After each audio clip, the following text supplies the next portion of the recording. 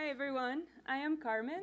And I'm Irene, and to our families watching from back home, saludos a todos.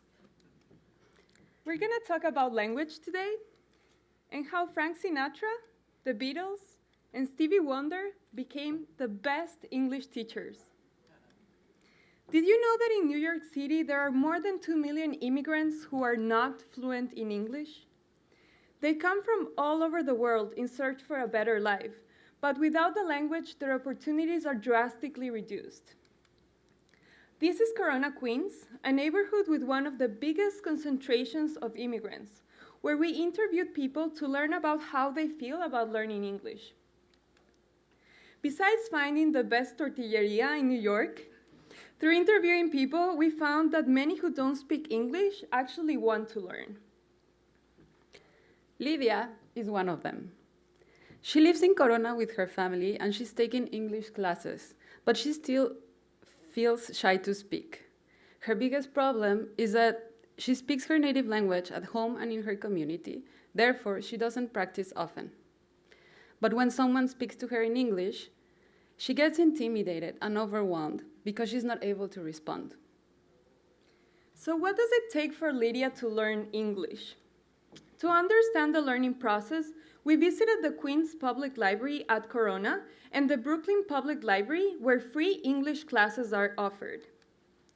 There, we spoke to the English program coordinator, Hanif Toussaint, and told us, the research says that it takes a minimum of 6 years, close to 1,500 hours per year, to become truly proficient. Judy Shack, an English teacher in Corona, told us that the best way to learn a language is to practice. The more you practice, the more you learn. So it became clear to us that practicing was the most important part of learning a language. So if learning takes practice, how often are students practicing English? We asked students at the library in Corona to tell us their weekly schedules to find out where they were practicing. And we learned that most students rarely practice outside of the classroom. So we wanted to create a way in which students could practice throughout the day. And we created a practice booklet with everyday activities such as sending a text message, reading an article, and having a conversation over the phone, but in English. We thought this would make students practice English more. But this didn't work. Students didn't feel motivated to do the tasks on their own. Instead of asking the students to do activities, we realized that it was better to ask them what they already liked to do and what made them comfortable. So we found that they liked listening to the radio, singing, reading, and watching movies. And if we inserted learning into those activities that they already like, they would be more motivated to practice English. That is why we wanted to create a safe space where students could feel motivated, empowered, connected to each other and the language, and enjoy practicing English. So we created Karaoke Club, an alternative space for people who are already taking classes to practice English through music. Why karaoke? Music offers repetition for learning. Learning the lyrics of a song can help expand vocabulary. It exposes people to colloquial phrases. And getting to know the music of a country is getting to know the culture and language. We partnered with the Brooklyn Public Library to hold karaoke club sessions with students that are already taking English classes. Meet our first cohort. Some of them are sitting right here. They come from different parts of the world, and they came to the sessions because they were intrigued about this new way to practice English. So what are the karaoke sessions all about? We listen to a song, read the lyrics, learn new vocabulary, practice the correct pronunciation, we quizzed the students, and sang.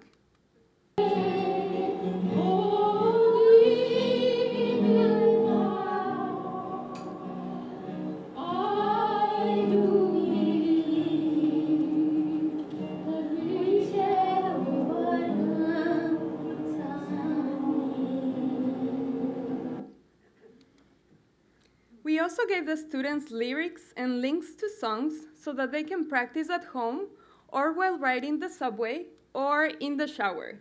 Basically, anytime they want. Who knows this song? Frank Sinatra taught us what being a part of something is. We asked students what they want to be a part of, and we gave examples of how to use this phrase in a context that is relevant to their experience. Like, do you want to be a part of the citizenship course? The Beatles taught us that if the ice is slowly melting, it means that the weather is getting warmer. And Stevie Wonder taught us how to sincerely express one's feelings from the bottom of our hearts.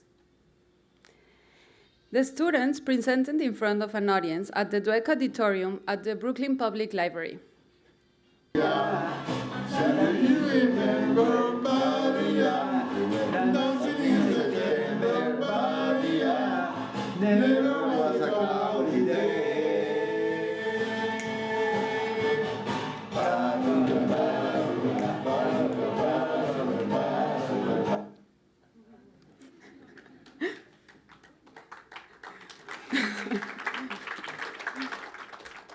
So how did Karaoke Club help the students? After the final presentation and the sessions, students felt empowered to try new activities in English. And they doubled the hours of practicing by listening to songs, reading lyrics, and singing. Eugenio felt empowered to try new things, like getting a library card to use a computer to look for new lyrics outside of the classroom. John Robert felt less shy about making mistakes. Jesus finally learned a song that he had been listening to all his life but didn't understand the meaning of until then. Jorge felt more open to speaking English and invited other people to try it. The Brooklyn Public Library wants to adopt Karaoke Club, and we want more people to experience it as well. So we created a manual for educators and volunteers to hold their own karaoke club. The manual includes links to free resources, suggestions of songs that are appropriate and empowering. It explains how to facilitate a session and how to transform the space to create a more welcoming experience. If the Brooklyn Public Library has 2,000 English language students, how many more people could it reach if this program was extended to other libraries in New York City? Or to anyone who wants to try an alternative way to teach a language? We know that learning a language takes time and effort, but with Karaoke Club as an example, students can feel less stressed about learning a language, develop a bond with the group, and have fun while learning and practicing a language. Ultimately, we want immigrants to be confident to speak English and be able to access opportunities so that they can contribute to this country with their full capacities. Thank you. Thank you.